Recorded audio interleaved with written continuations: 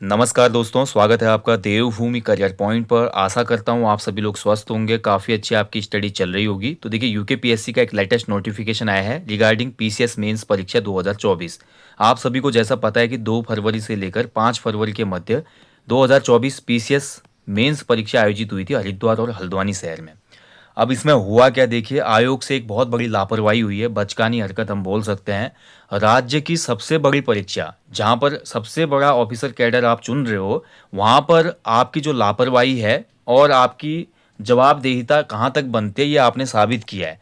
आपने इसमें जो पहला पेपर कराया था, जो कि पहला पेपर था आपका जीएस पेपर 1, भारतीय विरासत और संस्कृति, विश्व का इतिहास, भूगोल और समाज।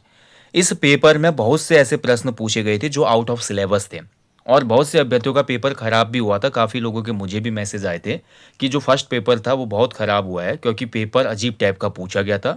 एंड फाइनली इसमें बहुत से अभ्यर्थियों ने प्रत्यावेदन लगाया और प्रत्यावेदन के बाद आयोग होश में आया और आयोग ने सब्जेक्ट एक्सपर्ट से पूछा, भाई क्या ये बात सच है? तो सब्जेक्ट एक्सपर्ट बोले बिल्कुल सही है भाई, आपने जो पेपर है बिना देखे हुए, बिना सोचे समझे और बेहोशी की स्थिति में पेपर को पब्लिश कर दिया है और जहाँ पर पेपर में बहुत से क्वेश्चन आउट ऑफ सिलेबस हैं। चलो फाइनली देर आए दुरुस्त आए, आयोग को अपनी इस गलती का यहाँ पे एहसास हुआ है और आयोग ने फाइनली जो जीएस पेपर 1 था, भारतीय विरासत और संस्कृति, world geography and social social वाला जो हमारा पोर्शन था या पेपर था, तो उसको आपका दोबारा से करने का निर्णय लिया है।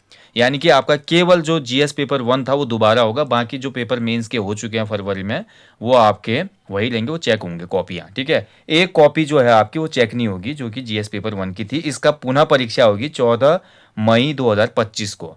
14 मई 2025 को 10 से 1 बजे तक इसका पेपर होगा। और ध्यान रखेंगे दोस्तों, इसके लिए जो एडमिट कार्ड हैं वो आप 30 अप्रैल से आयोग की वेबसाइट से डाउनलोड कर पाएंगे, ठीक है।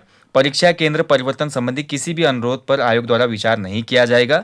और क्यों करेगा आयोग? क्योंकि आयोग की इसमें कोई गलती है ही नहीं। गलती तो उस बेचारे लड़के की है जो उत्तरकाशी सुदूर, उत्तर चमोली के सुदूर क्षेत्र से हरिद्वार पेपर देने आया था या पिथौरागढ़ धारचूला के सुदूर क्षेत्र से हल्द्वानी पेपर देने आया था। तो उन बच्चों की गलती है, तो आयोग इसमें एग्जाम सेंटर भी चेंज नहीं करेगा। आयोग सही बोलता है इसमें, ठीक है। तो इतनी बड़ी मिस्टेक आयोग के द्वारा यहाँ पर की जानी एक्सेप्टेबल नहीं है। आयोग को इस संदर्भ में सोचना चाहिए और भविष्य में ऐसी गलतियों से बचना चाहिए, क्योंकि बहुत से ऐसे बच्चे हैं जिन्होंने पीसीएस मेंस दे दिया था, ठीक है, और अब वो बिल्कुल रिलैक्स थे, वो अन्य कामों में थे, कुछ पहले से जॉब में है। फिर से आप उनको एक बार यहाँ पर पेपर के लिए जाना, खुद को तैयार करना। काफ़ी ऐसे बच्चे हैं जिनके पास चैलेंजेस हैं, कोई नाइट ड्यूटी कर रहा है, कोई वीमन ऐसी हैं जो प्रेगनेंसी में हैं। तो ऐसे लोग फिर से पेपर देने जा पाएँ ना जा पाएँ, छूट जाए, कई चीज़ें हो सकती हैं।